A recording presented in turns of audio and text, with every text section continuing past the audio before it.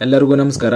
ಕರ್ನಾಟಕ ಅರಣ್ಯ ಇಲಾಖೆಯ ಕಡೆಯಿಂದ ಅರಣ್ಯ ಇಲಾಖೆಯಲ್ಲಿ ಖಾಲಿ ಇರುವಂತ ಸುಮಾರು 775 ಅರಣ್ಯ ವೀಕ್ಷಕ ಹುದ್ದೆಗಳಿಗೆ ಭರ್ತಿ ಮಾಡಲಿಕ್ಕೆ ಅಧಿಕೃತವಾಗಿ ಅಧಿಸೂಚನೆ ಬಿಡುಗಡೆ ಮಾಡಲಾಗಿರುವಂತದ್ದು.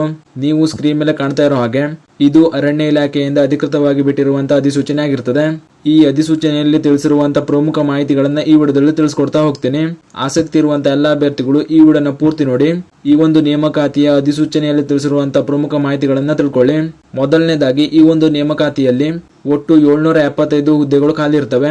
ಈ ಒಂದು 775 ಹುದ್ದೆಗಳನ್ನ ವೃತ್ತವಾರು ಯಾವ ರೀತಿ ವರ್ಗೀಕರಣ ಮಾಡಿದ್ದಾರೆ ಅಂತ ಮೊದಲಿಗೆ ನೋಡ್ತಾ ಹೋಗೋಣ. ಇಲ್ಲಿ ನಾನು ವೃತ್ತವಾರು ಖಾಲಿ ಇರುವಂತಹ ಒಟ್ಟು ಹುದ್ದೆಗಳ ಮಾಹಿತಿಯನ್ನು ತಿಳಿಸ್ಕೊಡ್ತೀನಿ.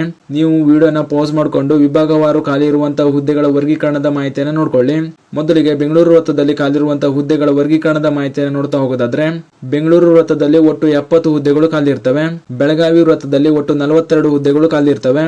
ಬಳ್ಳಾರಿ ವೃತ್ತದಲ್ಲಿ ಒಟ್ಟು 63 ಹುದ್ದೆಗಳು ಖಾಲಿ ಇರ್ತವೆ. ಚಾಮರಾಜನಗರ ವೃತ್ತದಲ್ಲಿ ಒಟ್ಟು 169 ಹುದ್ದೆಗಳು ಖಾಲಿ ಇರ್ತವೆ. ಚಿಕ್ಕಮಗಳೂರು ವೃತ್ತದಲ್ಲಿ ಒಟ್ಟು 56 ಹುದ್ದೆಗಳು ಖಾಲಿ ಇರ್ತವೆ. ಧಾರವಾಡ ವೃತ್ತದಲ್ಲಿ ಒಟ್ಟು 12 ಹುದ್ದೆಗಳು ಖಾಲಿ ಇರ್ತವೆ. ಹಾಸನ ವೃತ್ತದಲ್ಲಿ ಒಟ್ಟು 30 ಹುದ್ದೆಗಳು ಖಾಲಿ ಇರ್ತವೆ. ಕೆನರಾ ವೃತ್ತದಲ್ಲಿ ಒಟ್ಟು 60 ಹುದ್ದೆಗಳು ಖಾಲಿ ಇರ್ತವೆ. ಅದೇ ರೀತಿ ಕೊಡಗು ವೃತ್ತದಲ್ಲಿ ಒಟ್ಟು 32 ಹುದ್ದೆಗಳು ಖಾಲಿ ಇರ್ತವೆ. ಕಲಬುರಗಿ ವೃತ್ತದಲ್ಲಿ ಒಟ್ಟು 4 ಹುದ್ದೆಗಳು ಖಾಲಿ ಇರ್ತವೆ. ಮಂಗಳೂರು ವೃತ್ತದಲ್ಲಿ ಒಟ್ಟು 54 ಹುದ್ದೆಗಳು ಖಾಲಿ ಇರ್ತವೆ. ಅದೇ ರೀತಿ ಮೈಸೂರು ವೃತ್ತದಲ್ಲಿ ಒಟ್ಟು 120 ಹುದ್ದೆಗಳು ಖಾಲಿ ಇರ್ತವೆ. ಹಾಗೂ ಕೊನೆಯದಾಗಿ ಶಿವಮೊಗ್ಗ ವೃತ್ತದಲ್ಲಿ ಒಟ್ಟು 38 ಹುದ್ದೆಗಳು ಖಾಲಿ ಇರ್ತವೆ. ಹೀಗೆ ವೃತ್ತವಾರು ಹುದ್ದೆಗಳನ್ನ ವರ್ಗೀಕರಣ ಮಾಡಲಾಗಿರುವಂತದ್ದು. ನಂತರ ಈ ಒಂದು ನೇಮಕಾತಿಗೆ ಅರ್ಜಿ ಸಲ್ಲಿಸಲು ಬಯಸುವಂತ ಅಭ್ಯರ್ಥಿಗಳು ಹೊಂದಿರಬೇಕಾಗಿರುವಂತ ವಿದ್ಯಾರ್ಥಿ ನೋಡೋದಾದ್ರೆ ಅರ್ಜಿ ಸಲ್ಲಿಸುವಂತ ಎಲ್ಲಾ ಅಭ್ಯರ್ಥಿಗಳು 10ನೇ ತರಗತಿ ಪಾಸ್ ಆಗಿರ್ಬೇಕಾಗಿರ್ತದೆ ಅಥವಾ 10ನೇ ತರಗತಿಗೆ ಈಕ್ವಲೆಂಟ್ ಆಗಿರುವಂತ ವಿದ್ಯಾರ್ಥಿಯನ್ನು ಹೊಂದಿರಬೇಕಾಗಿರ್ತದೆ. ನಂತರ ಈ ಒಂದು ನೇಮಕಾತಿಗೆ ಅರ್ಜಿ ಸಲ್ಲಿಸಲು ಬಯಸುವಂತ ಅಭ್ಯರ್ಥಿಗಳ ವಯೋಮಿತಿ ಬಗ್ಗೆ ನೋಡ್ತಾ ಹೋಗೋದಾದ್ರೆ ಈ ಒಂದು ನೇಮಕಾತಿಗೆ ಅರ್ಜಿ ಸಲ್ಲಿಸಲು ಬಯಸುವಂತ ಅಭ್ಯರ್ಥಿಗಳು ಕನಿಷ್ಠ 18 ವರ್ಷ ವಯಸ್ಸನ್ನು ಹೊಂದಿರಬೇಕಾಗಿರ್ತದೆ. ಅದೇ ರೀತಿ ಪ್ರವರ್ಗವಾರು ಗರಿಷ್ಠ ವಯೋಮಿತಿಯನ್ನು ನೋಡ್ತಾ ಹೋಗೋದಾದ್ರೆ ಸಾಮಾನ್ಯ ವರ್ಗದ ಅಭ್ಯರ್ಥಿಗಳು ಗರಿಷ್ಠ 30 ವರ್ಷದವರೆಗಿನ ಅಭ್ಯರ್ಥಿಗಳು ಅರ್ಜಿಯನ್ನು ಸಲ್ಲಿಕೆ ಮಾಡಬಹುದಾಗಿರ್ತದೆ.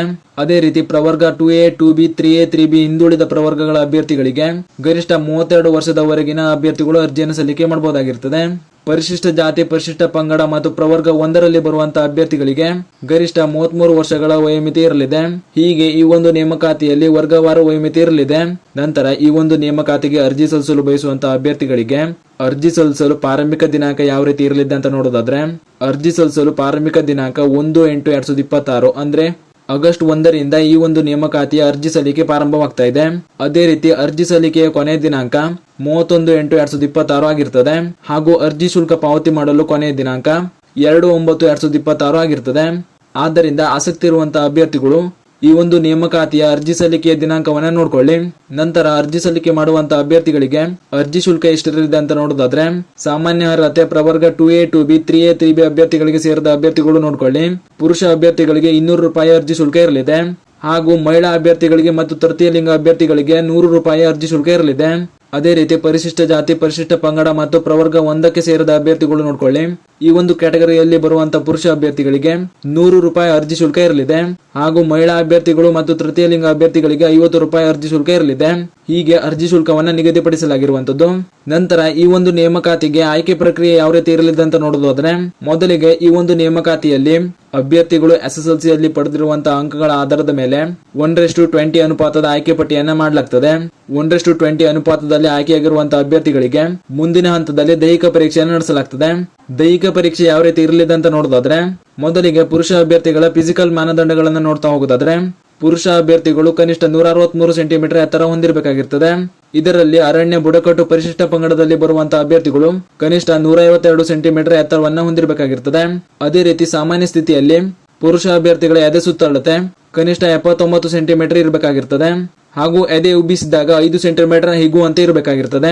ಅದೇ ರೀತಿ ಮಹಿಳಾ ಅಭ್ಯರ್ಥಿಗಳ ಫಿಸಿಕಲ್ ಸ್ಟ್ಯಾಂಡರ್ಡ್ ಗಳನ್ನ ನೋಡೋದಾದ್ರೆ ಮಹಿಳಾ ಅಭ್ಯರ್ಥಿಗಳು ಕನಿಷ್ಠ 150 ಸೆಂಟಿಮೀಟರ್ ಎತ್ತರ ಹೊಂದಿರಬೇಕಾಗಿರ್ತದೆ. ಹಾಗೂ ಕನಿಷ್ಠ 40 ಕೆಜಿ ತೂಕವನ್ನು ಹೊಂದಿರಬೇಕಾಗಿರ್ತದೆ.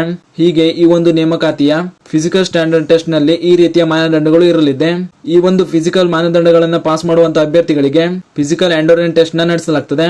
ಈ ಒಂದು ಫಿಸಿಕಲ್ ಎಂಡೋರೆನ್ಸ್ ಟೆಸ್ಟ್ ಯಾವ ರೀತಿ ಇರಲಿದೆ ಅಂತ ನೋಡೋದಾದ್ರೆ ಪುರುಷ ಅಭ್ಯರ್ಥಿಗಳಿಗೆ 1600 ಮೀಟರ್ ಓಟ ಇರಲಿದೆ. ಇದನ್ನ 7 ನಿಮಿಷದಲ್ಲಿ ಕಂಪ್ಲೀಟ್ ಮಾಡಬೇಕಾಗಿರ್ತದೆ. ಅದೇ ರೀತಿ ಮಹಿಳಾ ಅಭ್ಯರ್ಥಿಗಳು ಮತ್ತು ಮಾಜಿ ಸೈನಿಕ ಅಭ್ಯರ್ಥಿಗಳಿಗೆ 1000 ಮೀಟರ್ ಓಟ ಇರಲಿದೆ. ಇದನ್ನ 6 ನಿಮಿಷದಲ್ಲಿ ಕಂಪ್ಲೀಟ್ ಮಾಡಬೇಕಾಗಿರ್ತದೆ. ಅದೇ ರೀತಿ ಫಿಸಿಕಲ್ ಎಂಡೂರೆನ್ಸ್ ಟೆಸ್ಟ್ ನಲ್ಲಿ 100 ಮೀಟರ್ ಓಟ, ಎತ್ತರ ಜಿಗಿತ, ಉದ್ದ ಜಿಗಿತ, 800 ಮೀಟರ್ ಓಟ, 200 ಮೀಟರ್ ಓಟ ಕೂಡ ನಡೆಸಲಾಗ್ತದೆ. ನೀವು ಸ್ಕ್ರೀನ್ ಮೇಲೆ ಕಾಣ್ತಾ ಇರೋ ಹಾಗೆ ಈ ಎಲ್ಲಾ ಚಟುವಟಿಕೆಗಳನ್ನ ಪುರುಷ ಹಾಗೂ ಮಹಿಳಾ ಅಭ್ಯರ್ಥಿಗಳಿಗೆ ಯಾವ ರೀತಿ ನಡೆಸಲಾಗ್ತದೆ ಅನ್ನೋದ್ರ ಬಗ್ಗೆ ಮಾಹಿತಿಯನ್ನು ನೀಡಿದ್ದಾರೆ. ಇದನ್ನ ಸರಿಯಾಗಿ ನೋಡ್ಕೊಳ್ಳಿ. ನಂತರ 2ನೇ ಹಂತದ ಈ PET PhD ಪರೀಕ್ಷೆಯನ್ನು ಪಾಸ್ ಮಾಡುವಂತ ಅಭ್ಯರ್ಥಿಗಳಿಗೆ ಮುಂದೆ 3ನೇ ಹಂತದಲ್ಲಿ ಮೆಡಿಕಲ್ ಟೆಸ್ಟ್ ನ ನಡೆಸಲಾಗ್ತದೆ. ನಂತರ 3ನೇ ಹಂತದಲ್ಲಿ ಮೆಡಿಕಲ್ ಟೆಸ್ಟ್ ನ ಪಾಸ್ ಮಾಡುವಂತ ಅಭ್ಯರ್ಥಿಗಳಿಗೆ ಕೊನೆಗೆ 1:1 ಅನುಪಾತದ ಆಯ್ಕೆ ಪಟ್ಟಿಯನ್ನು ರೆಡಿ ಮಾಡಲಾಗ್ತದೆ. ಈ 1:1 ಅನುಪಾತದಲ್ಲಿ ಆಯ್ಕೆಯಾಗುವಂತಹ ಅಭ್ಯರ್ಥಿಗಳಿಗೆ ದಾಖಲಾತಿ ಪರಿಶೀಲನೆ ನಡೆಸಿ ಈ ಒಂದು ನೇಮಕಾತಿಯ ಹುದ್ದೆಗಳಿಗೆ ಆಯ್ಕೆಯನ್ನ ಮಾಡಲಾಗುವಂತದ್ದು. ಆದ್ದರಿಂದ ಈ ಒಂದು ನೇಮಕಾತಿಯಲ್ಲಿ ಆಸಕ್ತಿ ಇರುವಂತಹ ಎಲ್ಲ ಅಭ್ಯರ್ಥಿಗಳು ಈಗಾಗಲೇ ನಿಮಗೆ ತಿಳಿಸಿರುವಂತೆ ಈ ಒಂದು ನೇಮಕಾತಿಗೆ ಅರ್ಜಿ ಸಲ್ಲಿಕೆ ಪ್ರಾರಂಭಿಕ ದಿನಾಂಕ ಆಗಸ್ಟ್ 1, 2026 ಆಗಿರ್ತದೆ. ಅರ್ಜಿ ಸಲ್ಲಿಸುವಂತ ಅಭ್ಯರ್ಥಿಗಳು ಆಗಸ್ಟ್ 1ರಿಂದ ಅರ್ಜಿಯನ್ನು ಸಲ್ಲಿಕೆ ಮಾಡಿಕೊಳ್ಳಿ. ಇದಿಷ್ಟು ಈ ನೇಮಕಾತಿಗೆ ಸಂಬಂಧಿಸಿದಂತೆ ಈ ಅಧಿಸೂಚನೆಯಲ್ಲಿ ತಿಳಿಸಿರುವಂತಹ ಪ್ರಮುಖ ಮಾಹಿತಿಯಾಗಿತ್ತು. ಈ ಒಂದು ನೇಮಕಾತಿಯ ಅಧಿಸೂಚನೆಯಲ್ಲಿ ತಿಳಿಸಿರುವಂತಹ ಮಾಹಿತಿಯನ್ನ ಹಾಗೂ ಈ ನೇಮಕಾತಿ ಬಿಡುಗಡೆ ಆಗಿರುವಂತಹ ಮಾಹಿತಿಯನ್ನ ನಿಮ್ಮ ಸ್ನೇಹಿತರಿಗೂ ಶೇರ್ ಮಾಡಿ, ಅವರು ಕೂಡ ತಿಳಿಸಿ. ಹಾಗೂ ಇದೇ ರೀತಿ ಮುಂಬರುವಂತಹ ಮಾಹಿತಿಗಳಿಗಾಗಿ ಚಾನೆಲ್ನ ಸಬ್ಸ್ಕ್ರೈಬ್ ಮಾಡಿ ಅಂತ ಹೇಳ್ತಾ ಈ ವಿಡಿಯೋನ ಇಲ್ಲಿಗೆ ಮುಗಿಸ್ತಾ ಇದ್ದೀನಿ. ಧನ್ಯವಾದಗಳು.